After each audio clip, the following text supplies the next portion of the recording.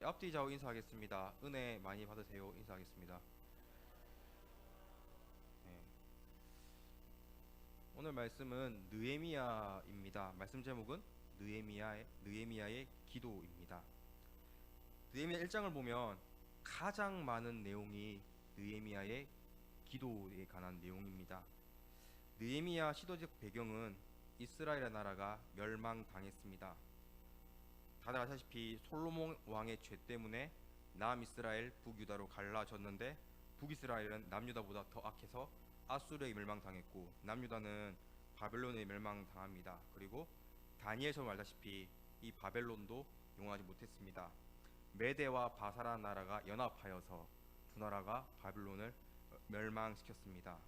그리고 이제 이때 메대의 마지막 왕인 아스티아게스는 아들이 없고 딸만 하나 있었습니다. 그래서 이 딸이 바사 왕과 결혼해서 바사가 메대를 흡수해 버렸습니다. 그래서 바사가 이제 영어로 페르시아인데 이 페르시아가 대제국이 되어서 계속해서 이스라엘을 다스리고 이스라엘 외에도 전 세계를 다스리기 시작했습니다. 이때 이제 페르시아 왕 고레스 왕 때 처음으로 이스라엘을 고향으로 돌려보냅니다. 그래서 이때 리더가 수룹바벨인데 수룹바벨이 돌아오자 말자 이제 이스라엘에서 살 땅 터를 정확하고 거기다가 성전을 만듭니다. 두 번째 성전입니다. 첫 번째 성전 솔로몬의 성전은 무너졌기에 두 번째 성전을 만듭니다. 그런데 이 성전을 지킬 또한 이스라엘에서 살아가고 있는 그 터전 가운데 이스라엘 사람과 성전을 지킬 성벽이 없었습니다. 그렇게 2절 말씀 보시면 하나니가 등장하는데 느헤미야 동생 하나니가 등장하는데 느헤미야가 물어봅니다. 이스라엘 어떠니? 자 이제 우리 3절 말씀을 합독하겠습니다. 3절입니다. 그들이 내게 이르되 사로잡힘을 면하고 남아있는 자들이 그 지방 거기에서 큰 환난을 당하고 능욕을 받으며 예루살렘 성은 허물어지고 성문들은 불탔다 하는지라. 아멘. 성벽이 없었기에 이방 나라들이 계속해서 몰래 이스라엘을 공격하고 괴롭혔습니다.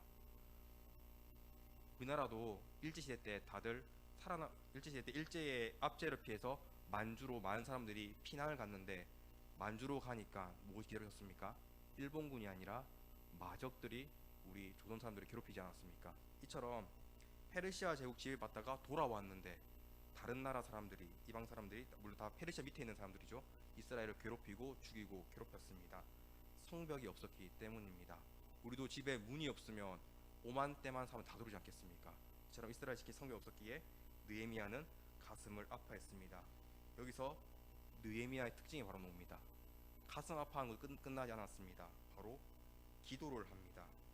보통 사람들은 슬픈 일과 위기를 만나게 되면 힘든 점을 만나게 되면 신세한탄한다든지 이 어려움을 해결하기 위해서 자신만의 해결 방안을 강구합니다. 뭐 힘 있는 사람 찾아간다든지 뭐 검색을 한다든지 다른 방법 찾는데 느헤미야는 달랐습니다. 이 슬픈 소식을 전하자 말자 자신의 방법으로 해결하려는 것이 아니라 철저히 하나님께 기도했습니다. 그래서 느헤미야 기도 속에서 우리가 가장 먼저 배우는 것은 성도는 기도해야 한다는 점입니다. 세상 사람들도 자기가 힘들면 이 힘든 걸 해결하기 위해서 자신만의 방안을 해결책을 찾습니다. 그런데 교회 다니는 성도가 기도하지 않으면 세상 사람과 같습니다. 기도를 하고 움직이셔야 합니다. 믿으십니까? 그래서 느헤미야의 기도를 보면 우리는 일단 세 가지를 배울 수 있습니다. 우리 첫 번째 자막 해주세요. 같이 읽겠습니다. 첫 번째, 느헤미야의 기도는 나라와 민족을 위한 기도였습니다. 4절 말씀 합독하겠습니다. 4절입니다. 내가 이 말을 듣고 앉아서 울고 수일 동안 슬퍼하며 하늘의 하나님 앞에 금식하며 기도하여. 아멘. 느헤미야는 페르시아 궁전에서 잘 지내고 있었습니다. 이미 이스라엘 나라가 망한 지도 오래되었습니다. 이스라엘 사람들 자신 같은 민족일 뿐이지 느헤미야는 페르시아에서 태어난 이스라엘 아픔을 잘 모르는 어찌 보면 그들의 후손이었습니다. 또한 2절 말씀처럼 느헤미야는 수상궁에 지낼 만큼 페르시아에서도 벼슬 할 만큼 성공한 삶이었습니다. 자신의 안위만 생각해도 괜찮은 삶이었습니다. 하지만 느헤미야는 동생의 하나니의 얘기를 듣고 이스라엘 백성이 지금 성벽이 없어서 고통받는다는 얘기를 듣고 그들을 위해서 멀리 떨어진 같은 민족을 위해서 진심으로 슬퍼하며 민족을 위해서 금식하며 기도했습니다. 사랑하는 성도님들, 우리도 느헤미야와 같은 기도 마음과 기도 자세를 가져야 합니다. 느헤미야는 지금 페르시아에서 대우받으면서 성공한 삶을 살았지만 자신과 민족을 위해서 슬퍼하며 기도하는 사람이었습니다. 오늘날 이 시대도 우리도 느헤미야 같은 마음을 가져야 합니다. 지금 내 삶은 평안하다고, 나는 다 이루었고, 나는 행복하다고, 나와 내 가족과 내 자녀들을 위한 기도만 해서는 안 된다라는 뜻입니까? 안 된다는 뜻입니다. 무엇보다 우리는 우리나라와 우리 민족을 위해서 기도해야 합니다. 지금 뉴스 보시면 알겠지만 시국이 많이 힘든 실정입니다. 경제 관심 있는 말이죠. 경제도 많이 힘들다 하고 올해는 총선도 있고 지금 또한 정치와 경제 외에도 계속해서 독감 환자 많이 증가하고 있지 않습니까? 많이 힘듭니다. 요즘 잘 좀 뜨뜻하긴 한데 아직도 이제 빌라왕, 전세왕처럼 수많은 전총적으로 수많은 사기꾼들이 판을 치고 있으며 많은 피해를 만들어냈습니다. 그걸 보고 우리는 나는 전세 사기 안 당했다가 아니라 그래도 감사해야겠지만 우리는 우리 민족을 위해서도 계속해서 기도해야 합니다. 이럴 때 저와 제 가족은 무사히 다행이다라고 넘어가는 것이 아니라 우리 민족 가운데 아픔을 당한 사람이 있으면 기도해야 한다는 점입니다. 나만 잘 먹고 잘 살면 되지 않나, 이거는 사실은 하나님의 마음이 아닙니다. 이기적인 마음입니다. 이기적인 마음은 누구의 마음이겠습니까? 사탄이 주는 마음입니다. 사탄은 이기심을 넣습니다. 그렇기 때문에 다른 사람을 짓밟아라, 성공해라, 갑질해라 라고 하지 않습니까? 하지만 하나님의 마음은 사랑입니다. 내가 사랑하는 마음이 있으면 우리 민족 가운데 아픈 사람을 만나면 잘됐다 꼴 좋다가 아니라 그를 위해서 느헤미야처럼 같이 슬퍼하고 기도할 줄 알아야 합니다. 교회도 마찬가지요. 교회 내에서 힘든 성도가 있으면 저봐라 절대 하고 막 놀리는 것이 아니라 그 성도를 위해서 아픔, 사랑한 마음으로 기도할 줄 알아야 합니다. 오늘 느헤미야는 자신의 삶은 굉장히 평안했습니다. 하지만 나라와 민족을 위해서 끊임없이 기도하고 심지어 금식 기도까지 했습니다. 기억하셔야 합니다. 내 삶이 평안할지라도 나라와 민족이 없으면 나와 내 가족도 없습니다. 나라가 없어진다면, 나라가 분열되고 나라가 파괴된다면 결국 그 피해는 대한민국 모든 국민들에게도 지게 됩니다. 느헤미야 말씀의 결론 다들 알지 않습니까? 결국 성벽을 세우게 됩니다. 성벽에 서서 혼란스럽고 공격받은 이스라엘 백성이 느헤미야 한 사람의 기도로 인해서 성벽이 세워졌을 때 더 이상 그 민족 가운데 환난과 아픔과 고통과 상처가 다 없어졌습니다. 이것은 느헤미야의 능력이 아니라 느헤미야의 기도 때문이었습니다. 한 사람의 기도가 이스라엘 한 민족을 살렸습니다. 이처럼 우리가 우리나라와 우리 민족 기도할 때 우리는 우리나라를, 우리 민족을 살릴 수 있습니다. 성도는 제발 이기적인 마음으로 나를 위해서, 내 가족만 위해 기도하는 것이 아니라 뉴스를 보든지 신문을 보든지 나와 내 민족을 위해서 기도할 줄 알아야 합니다. 기도해야 합니다. 정말 힘든 실정입니다. 이럴 때 기도 외에 다른 방법 없습니다. 느헤미야도 자신의 힘으로 해결하는 것이 아니라 힘든 소식을 듣자 말자 기도한 것처럼 우리도 늘 기도로서 나라와 민족을 살려야 합니다. 나라와 민족이 있어야 우리 개개인도 존재할 수 있습니다. 오늘 말씀 마음에 새겨서 항상 나라와 민족을 위해 기도하는 성도 되시길 간절히 축원합니다. 우리 두 번째 같이 읽겠습니다. 두 번째, 느헤미야의 기도는 회개 기도였습니다. 우리 6절과 7절 말씀, 6, 7절 합독하겠습니다. 이제 종이 주의 종들인 이스라엘 자손을 위하여 주야로 기도하오며 우리 이스라엘 자손이 주께 범죄한 죄들을 자복하오니 주는 귀를 기울이시며 눈을 여시사 종의 기도를 들으시옵소서. 나와 내 아버지의 집이 범죄하여 주를 향하여 크게 악을 행하여 주께서 주의 종 모세에게 명령하신 계명과 율례와 규례를 지키지 아니하였나이다. 아멘. 느헤미야는 처음부터 무작정 주님 우리 민족을 살려주세요, 성벽을 쌓을 수 있도록 도와주세요라고 기도하지 않습니다. 6절 말씀에 죄들을 주께 범죄한 죄들을 자복하오니 또한 나와 내 아버지 집이 범죄하여 7절에 주를 향하여 크게 악을 행하여 죄 범죄 악. 느헤미야는 계속해서 이스라엘 민족이 지은 죄들을 하나님께 강조하며 회개 기도를 드렸습니다. 느헤미야는 가장 먼저 회개 기도의 기도 내용에 중점을 두었습니다. 6절 말씀에 죄들을 자복하오니 자복의 뜻은 국어사전에서는 저지른 죄를 자백하고 복종한다라는 뜻입니다. 느헤미야는 지금 온 이스라엘의 모든 죄를 하나님께 고백하며 하나님께 용서해달라고 간절히 기도하고 있습니다. 이스라엘 역사를 보시면 성경에 기록된 대로 모든 것이 다 갈라지고 멸망 심판받았는데 다 무엇 때문에 심판받았습니까? 죄 때문입니다. 하나님이 그냥 이유 없이 심판하신 것이 아닙니다. 다 죄 때문이었습니다. 처음에는 신앙 있고 지혜로운 솔로몬 왕도 그 말년에는 이방 여인들과 공인한 이스라엘 수많은 우상을 세우게 되니 그 이스라엘 두 나라가 나눠지지 않습니까?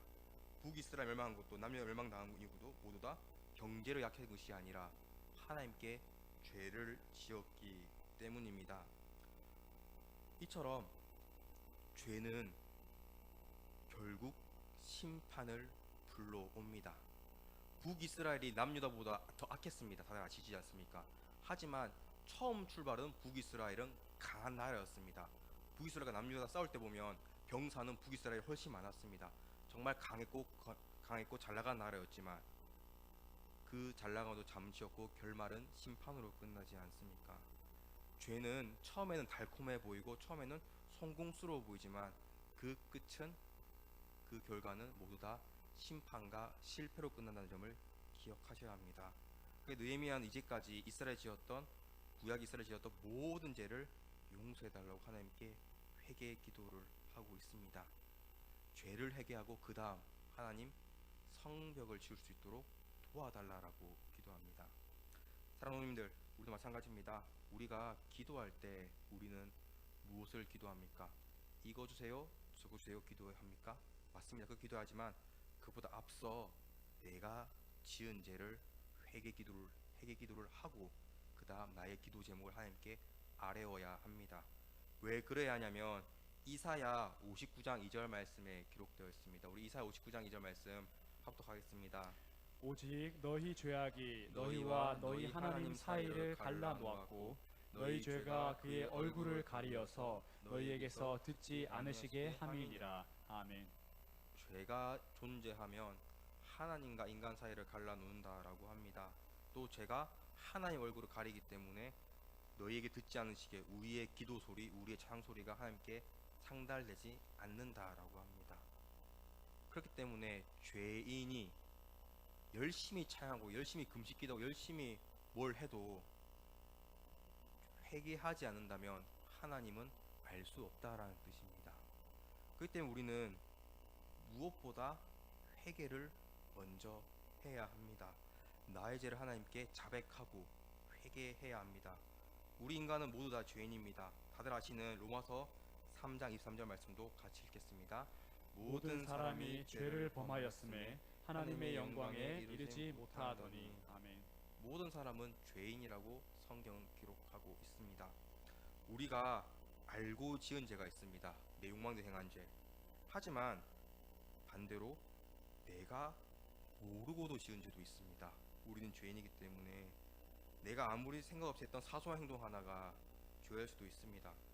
군대 시절 잠깐 얘기하면 제가 군대 이제 공군 행정병을 나왔는데 이제 일병 달 될 때 첫 마투임을 받았습니다. 마투임 받아본 형제들 알겠지만 굉장히 기쁘지 않습니까? 망생은 끝이다. 그래서 막내가 들어오니까 제가 힘들었으니까 내가 힘든 점을 얘한테 안 전달하기 위해서 얘를 철저히 교육해야겠다 싶어서 굉장히 체계적으로 시간표를 짜서 알려주었습니다. 계속해서 반복 학습도 해주고 막 이건 이렇게 해야 한다 저렇게 해야 한다 막 하고 군대니까 저도 그때 말 좀 각각했죠. 너는 머리가 없니 이러면서 막 했는데 시간 지나 둘 다 이제 병장이 되어서 짬이 찼다라고 하잖아요. 짬이 차가지고 둘이서 밥 먹으면 얘기를 하는데 그 마통이 말했습니다. 너무 괴롭혀서 힘들었다는 것입니다. 제 딴에는 얘를 군인으로 사람 구실할 수 있도록 만들기 위해서 시간표도 짜주고 뭐 철저히 막 했는데 관리해준다고 생각했는데 과외한다고 생각했는데 그 당사자는 제가 너무 미워서 탈령하고 아니면 얘를 죽일까 이런 생각도 했다라는 것입니다. 그때 알았습니다. 아, 내가 남에게 옳다고 한 행동, 내가 베푼 친절이 그 사람에게는 상처가 될 수 있고 죄가 될 수 있겠구나를 생각했습니다.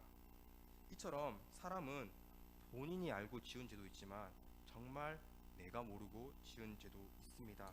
그렇게 우리는 기도할 때 하나님, 제가 지은 죄 이런 죄 저런 죄 이런 죄도 용서해 주시고 만약 제가 모르고 지은 죄도 있으면 용서해 달라고, 모든 죄를 용서해 달라고 기도해야 합니다. 우리는 계속해서 죄를 짓습니다. 앞에 설교한 저도 죄인이지 않습니까? 다들 하는 한 번쯤 해보면 매일 한 번쯤 해보면 선의의 거짓말도 전 죄라고 배웠습니다. 이처럼 모든 사람은 죄에서 벗어날 수 없습니다. 그렇기 때문에 우리가 해야 할 것은 하나입니다. 회개 기도입니다. 결국 사람은 회개 기도를 하냐 회개 기도를 하지 않느냐로 나뉘어집니다. 다행히 하나님께서 우리를 사랑하사 예수님을 이 땅 가운데 보내주셨습니다. 예수님의 십자가 사건, 우리는 예수님 십자가 앞에 나와서 십자가 보혈의 피로 모든 죄를 회개하면 용서받게 되었습니다. 특히 우리는 주님께 나와서 가장 먼저 해야 할 것은 내가 한 주간 아니면 올 한 해 이번 달 가운데 지었던 모든 죄를, 알고 지은 죄, 모르고 지은 죄 모든 죄를 회개하며 주님께 자복해야 합니다. 또한 진정한 회개는 똑같은 죄를 반복하지 않는 죄라고 저는 배웠습니다. 만약 술을 마신 성도가 있으면 술 마시고 주님 용서해 주세요라고 다음날 또 술 마시고 용서해 주세요라고 하면 말이 안 되지 않습니까? 회개 기도는 물론 처음에 힘들겠지만 정말 이걸 끊을 수 있도록 하나님께 간절히 기도하는 것입니다. 죄는 나의 능력과 나의 의지력과 나의 노력이 아니라 예수님께 내 죄를 자백하고 고백하고 주님 이 죄를 반복해서 짓지 않도록 나에게 은혜 베풀어 주세요라고 기도할 때 우리는 죄를 끊을 수 있습니다. 오늘 말씀 잘 기억하셔서 기도하실 때 꼭 오늘 하루 지은 죄를 자복하며 회개하셔야 합니다. 회개 기도를 해야지 하나님과 나 사이를 가로막은 죄가 없어집니다. 무슨 뜻이겠습니까? 회개 기도할 때 우리의 모든 기도 제목이 응답받는다라는 뜻입니다. 기억하셔야 합니다. 하나님은 날 사랑하사 항상 내 모든 기도 제목 가운데 응답해 주시고 싶어 하십니다. 하지만 나의 죄 때문에 응답받지 못한 것 뿐입니다. 오늘 말씀 마음에 새겨서 항상 먼저 회개 기도하시는 성도시길 축원합니다. 우리 마지막 세 번째 같이 읽겠습니다. 느헤미야의 기도는 말씀을 붙잡고 기도했습니다. 우리 9절 말씀 합독하겠습니다. 만일 내게로 돌아와 내 계명을 지켜 행하면 너희 쫓긴 자가 하늘 끝에 있을지라도 내가 거기서부터 그들을 모아 내 이름을 두려고 택한 곳에 돌아오게 하리라 하신 말씀을 이제 청하건대 기억하옵소서. 아멘. 굉장히 중요합니다. 방금 읽은 9절 마지막 보시면 하신 말씀을 이제 청하건대 기억하옵소서. 하나님의 말씀을 기억하시옵소서라고 기도합니다. 느헤미야는 그냥 나라와 민족 살려주세요, 성문 짓게 해주세요라고 기도하지 않습니다. 하나님이 하신 말씀을 그대로 가져와서 인용하여서 하나님께 이렇게 말씀하셨으니 우리 민족을 살려주옵소서라고 기도했습니다. 방금 느헤미야 9절 말씀은 우리 신명기 30장 2절에서 5절 말씀을 요약한 것입니다. 우리 30장 2절 5절 말씀 우리 같이 한번 읽겠습니다. 너와 내 자손이 내 하나님 여호와께로 돌아와 내가 오늘 내게 명령한 것을 온전히 따라 마음을 다하고 뜻을 다하여 여호와의 말씀을 청종하면 내 하나님 여호와께서 마음을 돌이키시고 너를 긍휼히 여기사 포로에서 돌아오게 하시되 내 하나님 여호와께서 흩으신 그 모든 백성 중에서 너를 모으시리니 내 쫓겨간 자들이 하늘가에 있을지라도 내 하나님 여호와께서 거기서 너를 모으실 것이며 거기서부터 너를 이끄실 것이라. 아멘. 9절에 하늘 끝에 있을지라도, 아까 방금 3명 말씀에도 하늘가 있을지라도 느헤미야는 신명기 말씀을 붙잡고 철저히 기도했습니다. 하나님, 신명기에 말씀하시고 약속하지 않았습니까? 우리 민족을 살려 주옵소서, 우리 민족을 회복시켜 주시고 성벽 짓도록 인도하옵소서라고 기도했습니다. 사랑하는 들 기도할 때 주님 이런 기도 제목 있습니다. 이거 주세요, 도와주세요라고 기도한 것도 옳지만 더 확실한 기도는 말씀을 의지하고 하는 기도입니다. 말씀을 인용하여 하는 기도입니다. 예를 들어 하나 설명하겠습니다. 내가 아픕니다. 하나님 너무 아파요. 살려주세요. 라는 기도가 나올 수 있겠죠. 잘못된 기도는 아닙니다. 하지만 이것보다 더 확실한 기도는 우리가 다들 아는 출애굽기 15장 26절 말씀, 나는 너희를 치료하는 여호와임이니라 말씀처럼 하나님 치료하는 하나님이랬습니다. 제 병을 고쳐주세요 라고 기도하는 것이 더 확실한 응답의 방법입니다. 실제로 지금 느헤미야가 신명기의 말씀 붙잡고 기도했을 때 그가 응답받아서 성벽을 세운 것처럼 우리가 그냥 기도하는 것보다 말씀을 알고 말씀을 붙잡고 기도해야 합니다. 물론 말씀 붙잡고 기도하려면 성경을 가까이 해야 합니다. 그래서 성도님들 늘 우리 항상 광고 시간에 있는 성경 통독 통필사 열심히 하시고, 담임 목사님이나 제 설교 들으면 읽고 지낸 것이나 열심히 필기하시고, 유튜브로 여러분 뭐 유명한 뭐 임용 이런 노래 듣는 거 좋겠지만 뭐 뭐죠?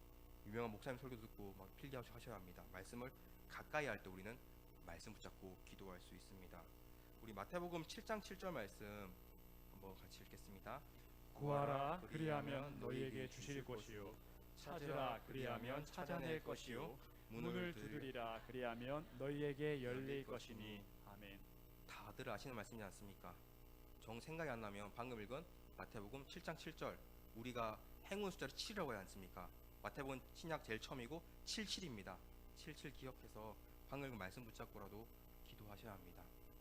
그냥 기도하는 것보다 느헤미야처럼 말씀을 붙잡고 말씀 의지하고 기도할 때 하나님께서는 반드시 응답하십니다. 또한 사람이 성도가 만약 말씀 붙잡지 않고 기도하면 헛된 걸 기도할 수 있습니다. 그렇죠? 말씀 모르는 사람은 어떻게 기도하겠습니까? 주님 제발 로또 1등 이렇게 기도하지 않겠습니까? 하나님은 또한 헛된 욕망은 또 들어주지 않습니다. 왜냐하면 하나님 보실 때는 로또 1등이란 거는 나보다 얘는 돈을, 로또 1등이라는 뭐 20억을 더 사랑하는 사람이구나 알기 때문입니다. 그렇죠? 그래서 말씀 붙잡고 기도할 때 우리는 정말 나에게 필요한 올바른 기도를 할 수 있습니다. 느헤미야 기도를 통해서 우리는 세 가지를 알게 되었습니다. 첫 번째, 느헤미야 기도는 나라와 민족을 위한 기도였고, 두 번째, 느헤미야 기도는 회개 기도였고, 마지막 세 번째, 느헤미야는 말씀을 붙잡고 말씀을 근거로 하는, 말씀을 의지하여 말씀을 인용하는 기도였습니다. 사랑하는 성도님들, 우리는 이제 평생 기도해야 합니다. 믿으십니까? 예수님이 말씀입니다. 교회는 기도하는 집이라고 했습니다. 우리가 모인 것도 기도하기 위해 모였습니다. 무작정 기도하는 것이 아니라 오늘 말씀 마음에 새겨서 나라와 민족과 나의 죄를 회개하고 말씀 붙잡고 기도하시길 바랍니다. 이렇게 기도했을 때 어떤 일이 일어났습니까? 우리 11절 하반절 말씀 보시면 이렇게 끝납니다. 1장의 결론은 그때에 내가 왕의 술 간원이 되었느니라 끝이 나지 않습니까? 그때에 결국 기도 응답이 되었다는 것입니다. 기도하자 왕의 술관이 되었다.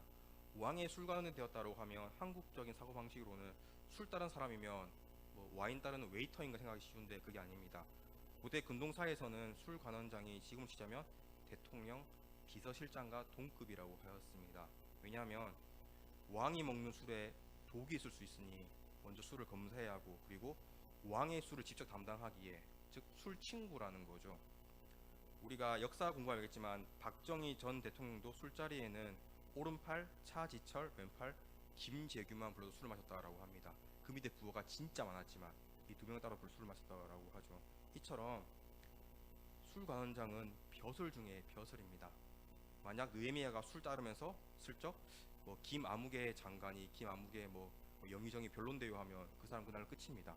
이처럼 술관원장이 굉장히 강합니다. 그래서 느헤미야 2장을 보시면 술관의 느헤미야에게 왕이 물어봅니다. 무슨 일이 있느냐? 그때 느헤미야가 말합니다. 이런저런 고민이 있으니 도와주소서. 해서 왕도 술관원에게 친했기 때문에 느헤미야의 고민을 알고 자신의 곳간을 열어서 이스라엘 성벽을 만들도록 허락하였습니다. 이 모든 것은 느헤미야가 뛰어난 인재라서 인재 평가에서 고점을 받아서 올라간 것이 아니라 하나님께 기도했을 때 술관되었다고 성경은 1장은 기록하고 있습니다. 이처럼 세 가지 놓고 세 가지 주제를 기억해서 붙잡고 기도 하나님께서 반드시 응답하십니다. 말씀 읽겠습니다. 사랑하는 성님들, 한 사람 느헤미야로 인해서 나라와 민족이 살게 되었습니다. 한 사람의 기도로 한 나라가 살게 되었습니다. 느헤미야처럼 기도하려면 우리는 나만을 위한 이기적인 기도가 아니라 나라와 민족을 위해, 또 나라 민족 외에도 내 주변 교회 성도들을 위해서도 기도해야 합니다. 그리고 우리는 죄인이기 때문에 죄를 회개하며 말씀 붙잡고 기도해야 합니다. 느헤미야처럼 기도해야 합니다. 위기 가운데, 아픔과 슬픔 가운데 기도 외에 다른 해결 방법은 없습니다.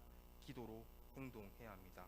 오늘 말씀 마음에 속 깊이 생겨서 느헤미야처럼 항상 기도하여서 모든 기도 제목 가운데 넘치도록 응답받으시는 우리 베델리 되시길 간절히 축원합니다.